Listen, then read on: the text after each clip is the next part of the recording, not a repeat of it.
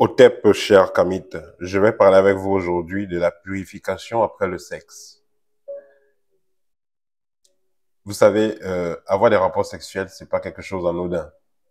C'est pas comme tout simplement manger avec une personne ou alors parler avec une personne. Le sexe est un appareil qui est créateur.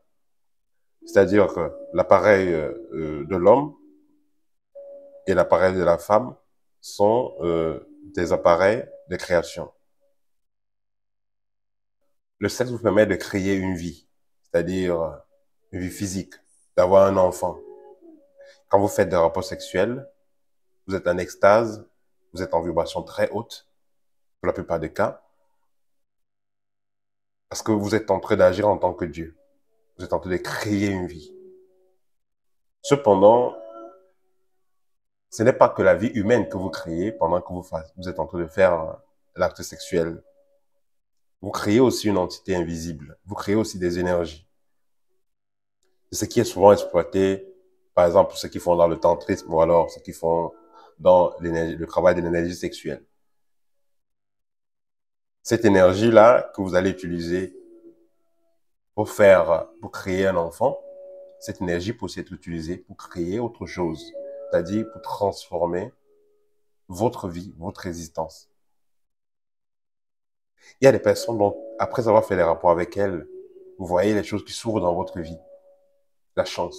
Il y a des personnes, ils ont peut-être leur femme, mais ils vont de temps en temps aller voir une maîtresse ou une tisa parce que chaque fois qu'ils sont avec celle-là, les affaires se débloquent. Vous allez voir, c'est un tonton, c'est une personne assez mature qui, mature d'âge, hein, qui, quand elles ont des affaires qui bloquent ou un argent qui tarde à venir, ils vont aller, ces personnes-là vont aller coucher une ou deux fois avec une personne Y et après, les choses s'ouvrent. Vous verrez également parfois certaines personnes âgées qui ont près de 60 ans qui vont se mettre en relation ou alors qui vont même, dans certains cas, épouser une jeune fille, voilà, qui a à peine la vingtaine. Pourquoi? Parce qu'il y a des énergies qui vont être captées par ces personnes. Il y a un échange énergétique. Et par la suite, vous allez voir, ces personnes vont se sentir renaître comme un phénix. Les affaires vont aller de l'avant. Ces personnes vont même rajeunir. Et ces personnes auront un certain rayonnement. Ça, c'est des choses qui se font et qui ont toujours été réalisées dans la plupart des continents, soit en Afrique, en Europe, en Asie, un peu partout. Alors, vous devez donc comprendre que chaque fois qu'il y a un rapport sexuel, il y a échange d'énergie. Une personne gagne de l'énergie, l'autre personne perd de l'énergie, ou les deux gagnent de l'énergie. Après avoir fait un rapport, il faut comprendre donc que vous avez reçu de l'énergie venant de la dame et elle a reçu l'énergie venant de vous. Une femme qui a eu plusieurs partenaires, ou alors du moins chaque fois qu'une femme couche avec un homme, elle reçoit les énergies de cet homme-là. Et cette énergie-là, il faut attendre à peu près 5 à 6 mois pour que cette énergie soit réduite. Parce que ça ne finit pas totalement. Je parle ici quand une femme a couché avec un homme qui a éjaculé en elle. Elle a déversé son énergie en elle. S'il y a eu les préservatifs, il y a quand même l'énergie qui va rester, mais pas en très forte quantité.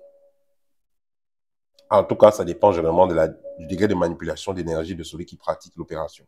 Mais pour la plupart des cas, s'il y a eu préservatif, l'échange d'énergie n'est pas si intense comme quand il n'y a pas eu de préservatif. Parce que s'il n'y a pas de préservatif, il faut comprendre que le vagin de la femme, c'est une porte, la verge de l'homme, c'est une porte.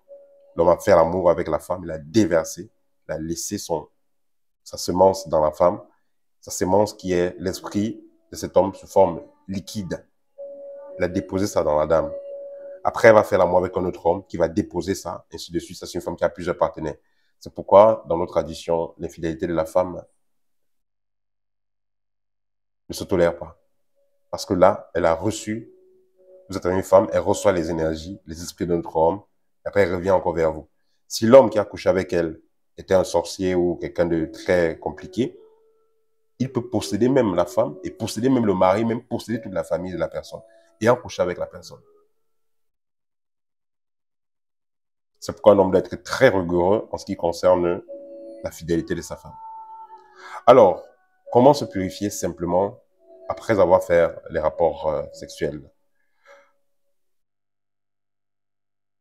Vous pouvez tout simplement, si vous êtes une femme, vous pouvez prendre de la lavande. Vous prenez de la lavande et vous allez faire un bain de vapeur. Donc, vous avez pris de la lavande, vous allez mettre dans de l'eau qui bout. Et quand la vapeur sort, vous allez écarter l'entrejambe et laisser la vapeur entrer dans l'entrejambe et parler, que ça nettoie l'intérieur. Si vous êtes un homme, vous pouvez faire la même opération.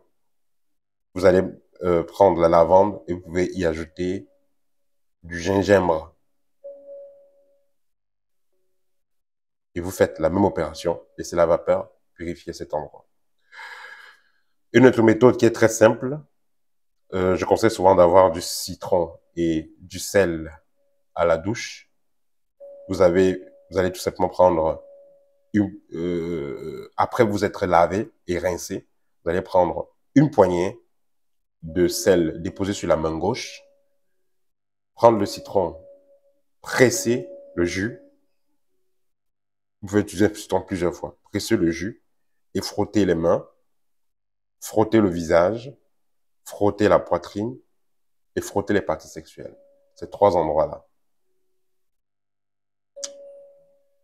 Et vous attendez 2 à 3 minutes de méditation et vous allez vous rincer.